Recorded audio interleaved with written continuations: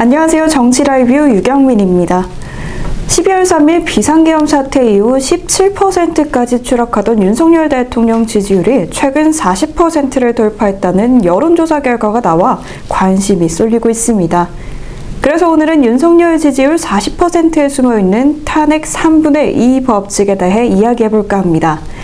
우선 탄핵 3분의 2 법칙이 무엇인지에 대해 짚고 넘어가야겠죠. 대한민국 헌법 제65조 2항에 따르면요. 국회에서의 대통령에 대한 탄핵 소추는 재적의원 과반수의 발의와 재적의원 3분의 2 이상의 찬성이 있어야 합니다. 역대 대통령 탄핵을 돌아보면요. 첫 번째로 2004년 3월 10일 국회는 재적의원 271명 중 3분의 2 이상인 193명이 찬성해 노무현 대통령에 대한 탄핵 소추안을 가결시켰습니다. 그리고 두 번째는 2016년 12월 3일이죠. 국회는 재적의원 300명 중 3분의 2 이상인 234명의 동의를 얻어 박근혜 대통령에 대한 탄핵소추안을 통과시켰습니다. 마지막으로 세 번째는 2024년 12월 14일 국회는 재적의원 300명 중 3분의 2 이상인 204명의 표를 얻어 윤석열 대통령에 대한 탄핵소추안을 의결했습니다. 결국 관건은 국민을 대표하는 전체 국회의원 중 3분의 2 이상이 대통령 탄핵을 찬성해야 한다는 건데요. 그만큼 3분의 2가 갖는 의미가 크다는 거죠. 탄핵 민의의 당위론적 명분을 줄 수 있어서인데요. 그러니 국회에서 여론조사의 촉각을 세울 수밖에 없는 이유가 아닐까요? 실제로 국회가 과감하게 탄핵소추안을 밀어붙일 수 있었던 데에는 국민 여론의 3분의 2 이상이 탄핵에 찬성한 것에 힘을 얻었기 때문인데요. 잠시 국회가 탄핵소추안을 가결시키기 하루 전에 발표된 여론조사를 한번 볼까요?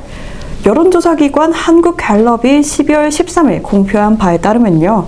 국민 10명 중 3분의 2 이상인 7.5명이 무려 대통령 탄핵에 찬성한다고 응답한 바 있습니다. 또 이를 근거로 국회는 대통령 탄핵을 자신있게 관철시킬 수 있었습니다. 여기서도 헌법에 명시된 탄핵 요건 국회의원 그리고 국민의견의 3분의 2 법칙이 뒷받침되고 있었던 겁니다. 이제 남은 절차는 헌법재판소의 탄핵 심판입니다. 언제는 국회가 사건을 접수한 날로부터 180일 내에 심판을 선고해야 하는데요. 대통령 탄핵이 인용되려면 8인 체제의 재판관 중 6인 이상이 찬성해야 합니다. 여기서도 사실상 3분의 2 이상 법칙이 적용되고 있는 셈이죠. 그 관점에서 최근 돌아가는 여론을 보면 대통령 탄핵이 인용되기 쉽지 않다는 관측이 나오고 있습니다. 왜냐하면 바로 윤석열 대통령 지지율이 40%까지 돌파한 까닭입니다. 시사오늘은 여론조사 전문기관 한길리서치 1회에 1월 11일부터 12일까지 전국 만 18세 이상 남녀 1,006명을 대상으로 실시한 여론조사 결과에 따르면요. 윤 대통령 지지율은 44.6%인 것으로 나타났습니다. 국민 10명 중 4명이 지지하고 있는 상황이라는 거죠.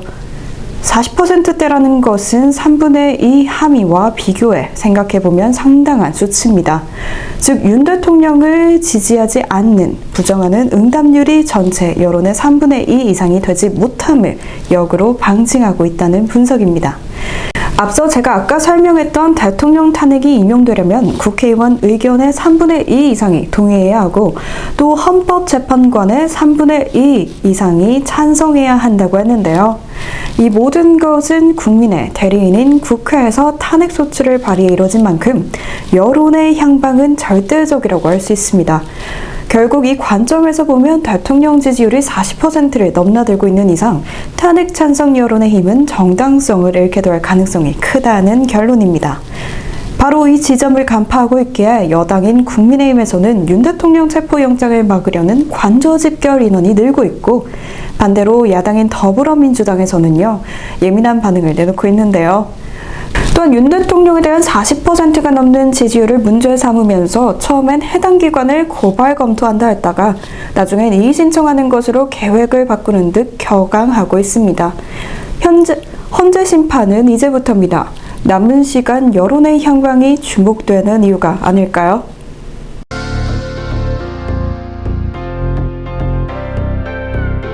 윤 대통령 탄핵 반대 여론이 높아지고 있습니다. 바로 이것이 민심 아닐까요?